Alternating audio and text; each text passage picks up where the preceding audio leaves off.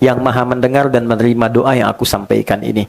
Jadi kalau bangun sesuatu yang baik, apapun itu, jadi bentuk bangunan doa, ya Allah, mohon terima ini sebagai niat hamba untuk beribadah di tempat ini. Kehidupan kekinian. Nah, pokoknya saya langsung ke ayat 129. Perhatikan baik-baik. Rabbana wab'ats fihim rasulan minhum yatlu 'alaihim ayatika, 1, wa yu'allimuhumul kitaba, 2, wal hikmah, 3, wa yuzakkihim, 4, innaka antal azizul hakim. Ada? Oke. Saya dulu pernah titipkan Mas Dimas ya, paket untuk buku Quran itu ya. Ada, nanti dibagi aja. Supaya nanti pas kajian bisa buka sambil lihat ya. Nanti ditandain. Kalau ditandain nanti saya tugasin menghafal pertemuan berikutnya. Nah, passwordnya masuk sini, tes dulu tuh. Oke. Rabbana wab'ats fihim rasulan minhum. Ya Allah, mohon engkau berkenan mengutus rasul terbaik itu. Jadi begini, nama Nabi Muhammad itu sudah viral di semua rasul yang pernah bertugas di bumi. Akan datang rasul terakhir, paling hebat, paling mulia, mencakup semua mukjizat nabi-nabi sebelumnya, ya kan? Dan akan menjadi rasul sampai akhir zaman. Rasul terbaik. Nah, Nabi Ibrahim, Nabi Ismail berdoa, ya Allah, karena ini rasul terbaik, rasul paling istimewa, maka kami mohon lahirnya pun lahirkan ia di tempat yang istimewa ini. Di lahirnya pun di tempat yang istimewa, di samping Ka'bah. Dan tidak ada yang lahir di samping Ka'bah, di dekat area Ka'bah, di lingkungan orang hidup dekat Ka'bah, kecuali Nabi Muhammad SAW. Jadi kalau teman-teman umrah atau haji ya, kalau di sini ada area Green Zamzam itu, sini ada Safwa, ada area kecil ke belakang sini, masuk ke sini, kemudian ini ke Aziziyah, jalan. Ini ada Bukit Jabal Qubais, ini atasnya Istana Raja, ini sumber. Dari sini bisa belok, dari sini ke arah kanan, berarti lurus sini, ya sampai ujung. Kemudian di sini ada gate 26, 27-nya gate Nabi. Di sini gate Ali, ini Babus Salam. Babus Salam tuh pintunya begitu keluar, ini rumah kediamannya sahabat Abbas. Di sini antara ini dengan ini ada satu tiang lampu tinggi sendiri. Di sini ada jembatan cirinya sampai ke sini naik ke gate ini. Nah, ini tiang lampu ini yang paling tinggi di rumahnya Abu Jahal dulu. Ya, sini. Kita tarik dari sini garis lurus ke sini, kurang lebih ada 150 meter. Di atasnya ada satu bukit, bukitnya cerah. Sini ada bangunan warna krem. Ini ada toran air di sini satu lagi warna biru. Ini siapa? Ini ada kipas angin 35 dari sini ke sini. Saya udah hitung. Kalau 36 berarti nambah 1 ada yang baru tuh. Oke, nah sini ini area ada perbaikan, di sini ada toilet, ini ada sofa, di sini marwah. Nah, ini rumah Nabi dulu. Nabi lahir di sini. Ya, kalau ditarik garis lurus dari Hajar Aswad, tarik ketemunya ke sini nih, ke Babus Salam. Makanya kalau nanti sunnahnya kalau sudah selesai renovasi, kalau dari sini tembusnya langsung ke sofa, langsung ke sini Hajar Aswad. Jadi nggak muter-muter. Oke? Nah, dulu saya pernah ambil foto dengan kakak, tuh kakak yang foto ya. Ini menarik, tapi ini bukan riwayat ya, dan bukan utak-atik juga, fenomena saja. Jadi begitu matahari terbit dari sini, jadi pantulan sinarnya tuh tegak lurus dari rumah Nabi langsung ke Babus Salam ke sini. Langsung ke Hajar Aswad, garis. Ya, tafsirnya bebas saja, orang bisa menafsirkan apapun, tapi ini cukup menarik. Singkatnya lahirnya di sini, dan nggak ada Nabi Rasul yang lahir di dekat area ini kecuali Nabi Muhammad SAW. Ini poinnya. Nah, ketika terlahir ini, yang menarik adalah, ya Allah, mohon nanti saat terlahir, anugerahkan kepada Rasul istimewa ini 4 keutamaan. 1, yatlu 'alaihim ayatika, mengajarkan, membacakan pada umatnya ayat-ayatmu. Ayat. Itu di sini saja ya. Beliau dapat ayat. 2, wa yu'allimuhumul kitab, mengajarkan kandungan ayat ini, dan yang diajarkan itu bisa dibukukan, dikodifikasikan.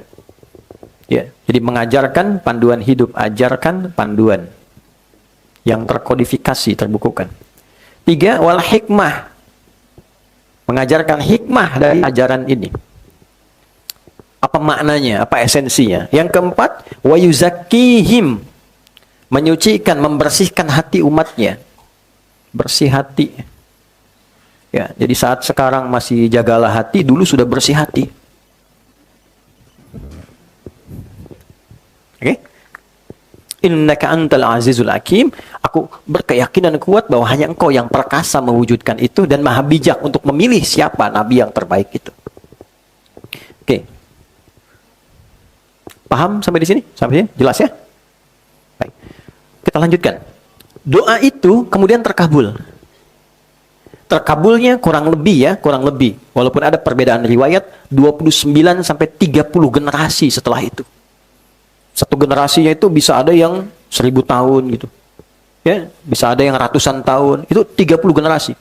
Setelah itu terkabul. Lahirlah Nabi Muhammad sallallahu alaihi wasallam. Diurut Muhammad SAW bin Abdullah bin Abdul Muttalib bin Hashim bin Abdul Manaf bin Qusay bin Murrah bin Kilab bin Ka'ab bin Ghalib bin Fihr bin Malik bin Nadar bin Kinana bin Khuzaimah bin Mudrikah bin Ilyas bin Nidar bin Mudar bin Ma'ad bin Adnan bin Addi bin Adri bin Muqawwam bin Nahur bin Tarikh bin Ya'rub bin Yasjub bin Nabit bin Ismail alaihissalam bin Ibrahim alaihissalam. 30 generasi. Coba ulangi. 30 baru dijawab. Ya. Nabi loh, bayangkan loh ya. Nabi Ibrahim kan kekasih Allah tuh. Wattakhadallahu Ibrahim khalila, kekasih Allah, dekat sama Allah, luar biasa solehnya. Nabi Ismail demikian, sangat disayangi Allah, disebut gulamun halim. 2 orang Nabi Rasul tersayang berdoa, dijawabnya 30 generasi setelahnya. Ya kita bukan Nabi, bukan Rasul, belum punya status itu, doa pengen nuntut dijawab sekarang gitu. Maka Allah tahu yang terbaik, kapan waktu yang pas menjawab doa kita sesuai dengan kemampuan kita untuk menerima jawaban doa itu. Itu poinnya. Maka ketika lahir Nabi Rasul itu dijawab oleh Allah, jawabannya turun di Quran surah kedua, surah yang sama. Ayatnya 151, paling kanan, agak sedikit ke bawah, ke tengah dikit ya. Quran surah 2 ayat 151. Anda bisa compare, bisa bandingkan dengan ayat 129. Yang berdoa, gini lihat, perhatikan gaya bahasa antara berdoa dengan menjawab doa. Berdoanya, Rabbana waba'ath fihim rasulam minhum. Dijawab oleh Allah, kama arsalna fikum rasulam minkum. Rabbana wab'ath fihim rasulam minhum. Kama arsalna fikum rasulam minkum. Sebagaimana dulu pernah berdoa orang tuamu, ya kan? Nabi Ibrahim, Nabi Ismail, aku kabulkan doa itu dengan menetapkan seorang Rasul terhebat, terbaik, istimewa dari komunitas orang yang berkehidupan dekat Ka'bah. Doanya dikabulkan. Jadi ini prinsip untuk menunjukkan tidak ada doa yang tidak terkabul sepanjang itu baik. Ya, tidak ada doa yang tidak terkabul sepanjang itu baik. Itu ada di Quran surah kedua ayat 186, itu aturannya. Wa idza sa'alaka 'ibadi fa inni qarib ujibu da'watad da'i idza da'an. Jadi kalau hambaku berdoa itu pasti aku akan kabulkan. Pasti. Ya falyastajibu li wal yu'minu bi la'allahum yarshudun. Untuk mempercepat terkabulnya itu, cepat juga tunaikan seruan-seruan Allah. Doa itu kan kita menyeru Allah. Allah menggunakan hukum logika dulu supaya kita paham. Kalau kamu ingin cepat dijawab seruanmu, jawab cepat juga seruanku pakai iman. Ini diminta sholat siap-siap lambat, tapi kalau minta sama Allah pengen cepat. Kan tidak ada keadilan di situ, sedangkan Allah Maha Adil. Nah, cuma harus belajar fikih doa. Cara Allah menjawab doa itu ada 3 caranya. Diberi langsung sesuai permintaan. Sepanjang dia butuh itu dan baik itu bagi kehidupan dunia akhiratnya. Ya Allah minta sepeda, dikasih sepeda. Langsung gitu. Ya? 2, Allah berikan penundaan waktu sampai ia punya kemampuan menggunakannya secara benar. Oke, kita gunakan hukum logika sebentar. Anda punya anak usia 5 tahun. Pengen minta dibelikan motor. Oke? Tapi Anda punya kemampuan untuk membelikan itu. Dibelikan nggak? Tidak kan? Nanti deh ya. Setelah nanti sudah bisa pakai itu, baru ayah berikan. Sekarang pakai yang ini dulu, motor-motoran. Ya kan? Setelah dia sanggup, baru diberi kan? Nah, sama Allah memberikan pada kita. Allah kan maha tahu tentang kita. Ini dilihat nih, ini kalau diberi sekarang, justru jadi madharat. Nggak baik. Maka dikasih jeda untuk mematangkan diri dulu, itu pun dibimbing sama Allah. Dan kadang-kadang manusia itu unik, ketika diberi itu nggak sadar kalau itu permohonannya yang dulu. Gitu loh. Ya? Sehingga syukurnya agak telat gitu. Nah, yang ketiga, perhatikan kalimat ini ya. Allah mengganti apa yang Anda inginkan dengan apa yang Anda butuhkan. Nah, bikin status tuh. Allah mengganti apa yang kita inginkan dengan apa yang kita butuhkan. Anak sakit minta ke ayah. Ayah pengen jeruk. Terus kata dokter dicek nih jeruk gak bagus. Yang cocok nih apel katanya. Ya kan? Diberikan apel. Dia nangis dulu kan. Gak mau pengennya jeruk kan. Terus Anda bilang gak apa-apa. Nah ini apel rasa jeruk gitu kan. Saya dikasih tahu. Ya, dipaksa dulu kan. Itu yang terbaik untuk dia. Kadang kita minta sesuatu. Dikasihnya lain. Sebetulnya itu jawaban doa juga. Cuma nanti goalnya ternyata sama, ini loh yang saya cari sebetulnya. Cuma caranya berbeda. Ya Allah minta motor, dikasihnya mobil itu. Ah, gitu kan nerimanya enak ya. Kalau sebaliknya kan beda. Gitu ya. Nah, ini balik sih. Nanti itu ada bab itu. Jadi saya biasanya kalau kasih materi biasanya di kumpulan teman-teman pebisnis apa itu. Nah itu fikih rezeki dahulukan tuh ya sebelum mencarinya. Sebab kalau orang tidak tahu fikih rizkinya, ya kemudian dipaksakan mencari dulu, biasanya rasanya itu kurang dalam dan kekecewaan itu seringkali muncul dalam ikhtiar. Balik sini.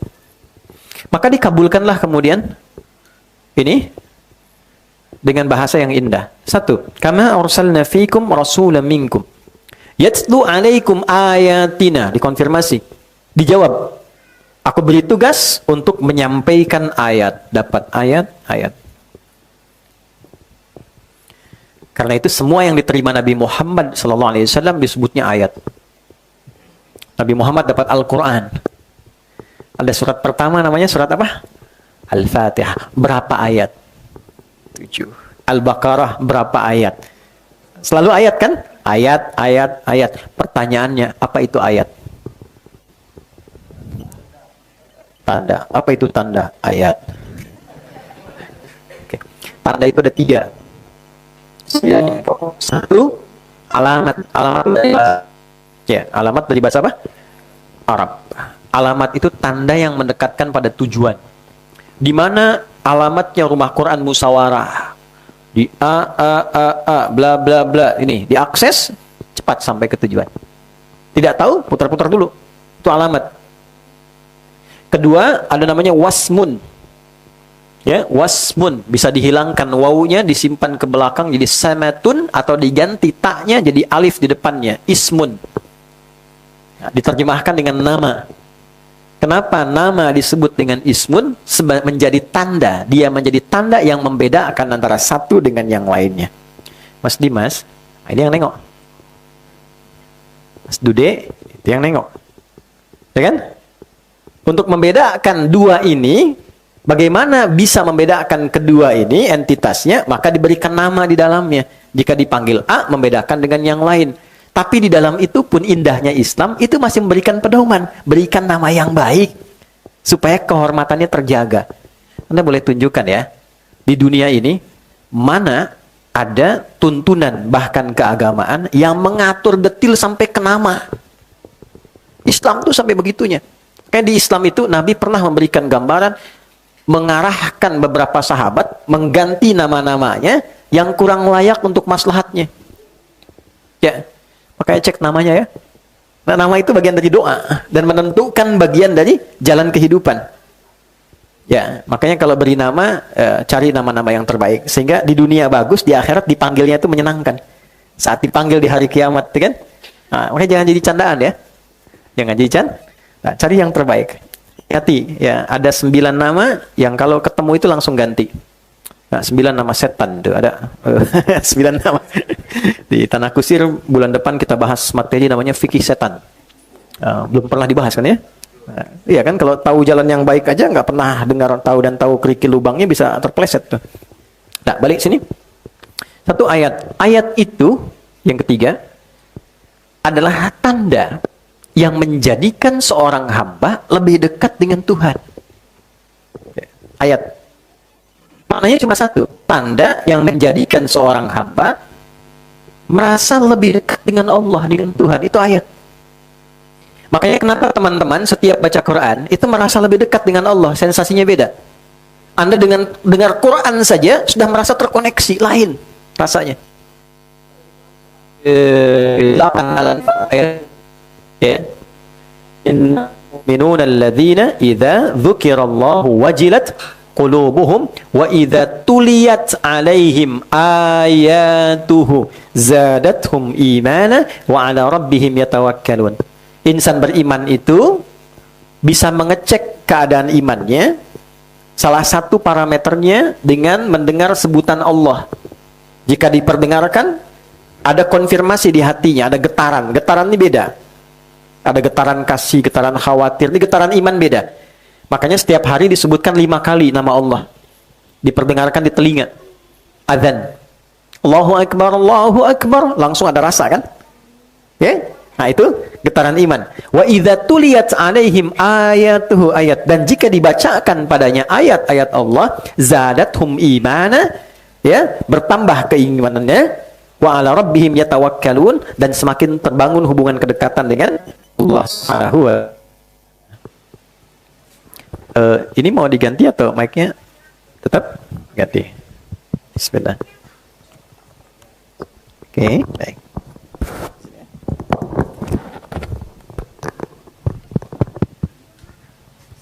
Cek.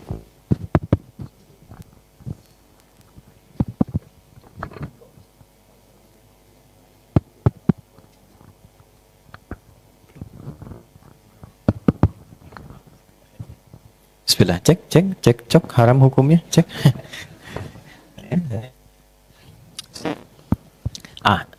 Sekarang kita ngaji agak dalam dulu ya, agak dalam. 6.236 ayat, itu isi Al-Quran. Tahan dulu ya, pelan-pelan.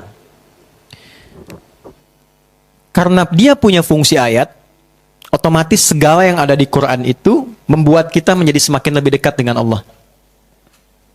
Satu. Pelan-pelan ya. Yang kedua, Quran itu isinya bukan sekedar bacaan. Tapi di dalamnya ada petunjuk kehidupan. Inilah dahsyatnya Al-Quran. Suka ringkas, kalau saya suka ringkas, saya sebut bahasanya kurikulum hidup, pedoman hidup. Yang mengantarkan pada kesuksesan dan kebahagiaan. Falah, bahasa Arabnya. Inna hadzal Qur'ana yahdi lillati hiya aqwa wa yubashshirul mu'minina alladhina ya'maluna as-salihati anna lahum ajran kabira. Oke. Pelan-pelan ya, pelan-pelan. Jadi dari Al-Fatihah